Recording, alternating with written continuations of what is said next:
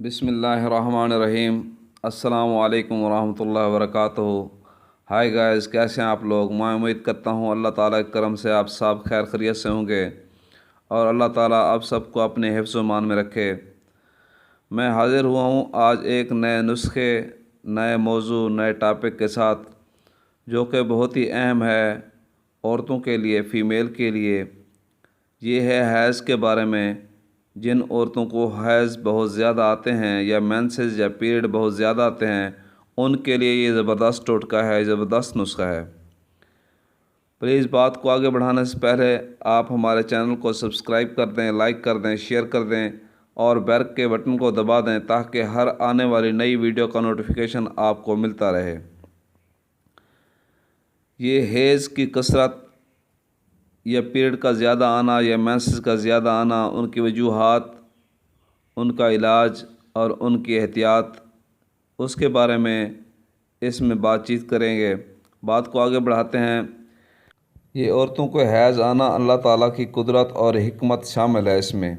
अगर ये हैज़ ना आए तो औरतों में मुख्तलिफ़ बीमारियाँ पैदा हो सकती हैं, मुख्तलिफ़ वजूहात हो सकती हैं, जिनकी वजह से औरतों को बहुत सारे मसाइल का सामना करना पड़ सकता है। इसलिए अल्लाह ताला ने एक सर्कल चलाया है जिसकी वजह से ये हैज़ आते हैं। 1 महीने के बाद इनका टाइम पीरियड होता है। बाज़ औक़ात ये हैज़ 1 महीने से 1.5 महीने तक या लगातार चलते रहते हैं, लेकिन इसका एवरेज टाइम जो है वो 3 दिन 1 हफ़्ता तक होता है। इससे ज़्यादा आना एक ये बीमारी है। ये हैज़ का खून जिस्म का असली खून होता है। हैज़ का खून खालिस पानी मिला हुआ होता है। ठीक है, ये खून सुर्ख लाल रंग का होता है। ठीक है, इसकी वजूहात क्या हैं।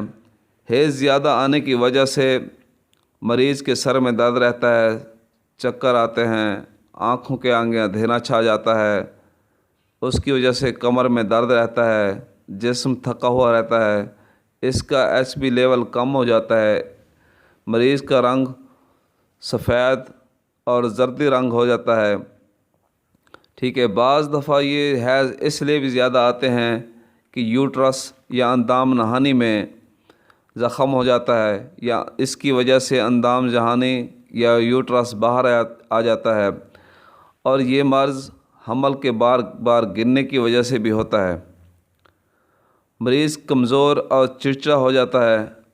बाज़ औक़ात ये हैज़ ज़्यादा हैं तो औरत ठीक नहीं रहती, बीमार हो जाती है, जिसमें हमल ना होने के मसाइल भी पैदा हो सकते हैं, जिसकी वजह से मरीज़ को बहुत नुकसान उठाना पड़ता है।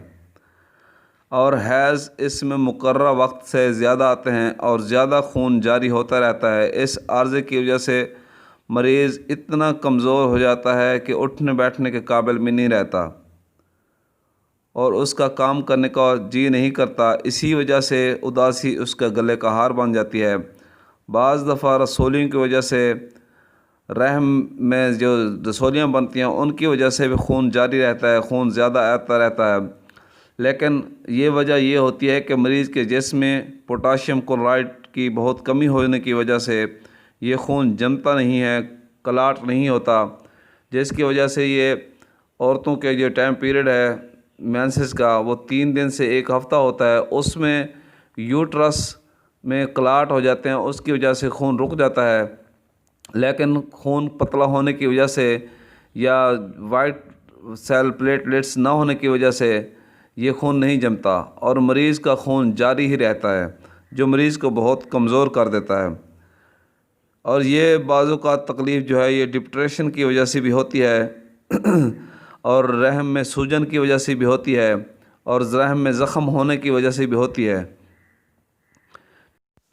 बाज़ दफ़ा ये दवाई या इलाज की वजह से ठीक हो जाती है, लेकिन बाज़ दफ़ा ये ठीक नहीं होती, जिसकी वजह से इसका ऑपरेशन होता है, इसका यूट्रस निकाल दिया जाता है औरतों का। और अगर वो यंग हो, कम उम्र हो, तो वो औलाद के काबिल नहीं रहती, औलाद उसको नहीं होती यूट्रस निकालने की वजह से, बच्चा दानी निकालने की वजह से। और इसी वजह से बे औलाद रहना अच्छी बात तो नहीं है। लोग उदास और परेशान रहते हैं और डिप्रेशन में आ जाते हैं, परेशानी में आ जाते हैं। اور یہ جو یوٹرس کا آپریشن ہے ڈاکٹروں سے سنا گیا ہے کہ یہ 40-50 سال کی عمر کے بعد ہوتا ہے۔ اگر ینگ عمر میں ہو جائے تو پھر تکلیف ہی ہے، مسائل ہی ہیں۔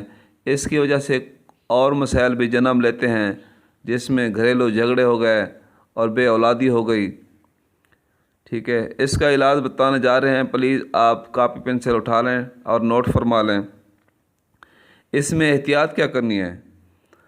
اگر یہ مسئلہ ہے عورتوں کو یا مسائل ہیں عورتوں کو، تو احتیاط یہ کرنی ہے کہ سیڑھیاں کم چڑھنی ہیں، سیڑھیاں نہیں چڑھنی، گرم اور چٹپٹی چیزیں استعمال نہیں کرنی، مرد سے ہم بستری سے پرہیز کرنا ہے،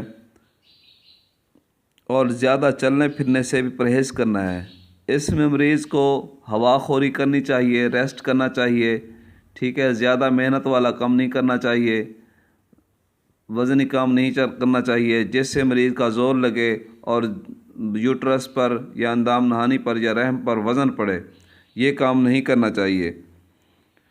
اس کے لیے جو علاج ہے وہ علاج یہ ہے، نمبر 1 پر ہے پھٹکڑی 10 گرام، نمبر 2 پر ہے تباشیر 10 گرام، نمبر 3 پر ہے چھلکا انار 20 گرام، نمبر 4 پر ہے میں ایک پھل ہے وہ 10 گرام، نمبر 5 پر ہے ماجو، یہ بھی ایک پھل ہے جس کو مازو بھی کہتے ہیں۔ ان سب کو آپ نے رگڑنا پیسنا ہے۔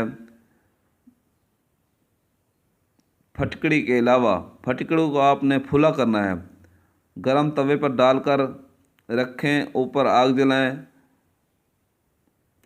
نیچے آگ جلائیں اور پھٹکڑی اس کے اوپر پگھلے گی اور پھولا ہو جائے گی، جیسے پھول مکھانے کے ہوتے ہیں یا پاپ کارن کے پھول ہوتے ہیں، اس طرح پھول بن جائیں گی۔ اس کو اتار کے ٹھنڈا کر کے اس میں رگڑ کر پھر ملانا ہے۔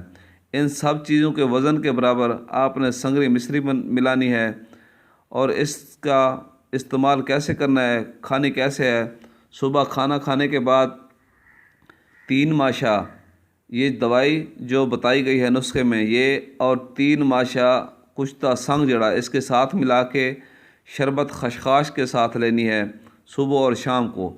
انشاءاللہ جتنا بھی زیادہ خون آ رہا ہے، جتنے بھی زیادہ حیض آ رہے ہیں، جتنے بھی زیادہ مینسز آ رہے ہیں، پیریڈ آ رہے ہیں، انشاءاللہ اللہ تعالیٰ کے حکم سے رک جائیں گے۔ اگر کسی حاملہ کے ساتھ ایسے ہو رہا ہے کہ خون آ رہا ہے، بلیڈنگ نہیں رک رہی، تو اس کو بھی استعمال کروا سکتے ہیں۔ اگر کوئی ینگ لڑکی ہے جس کی بلیڈنگ زیادہ ہو رہی ہے، بلیڈنگ نہیں رک رہی، اس کو بھی کھلا سکتے ہیں۔ ملتے ہیں اگلی ویڈیو کے ساتھ۔ فی امان اللہ، اللہ حافظ، دعاؤں میں یاد رکھے گا۔ اگر کسی نے کوئی مشورہ یا بات کرنی ہو تو ہمارا WhatsApp number, cell number دیا گیا ہے۔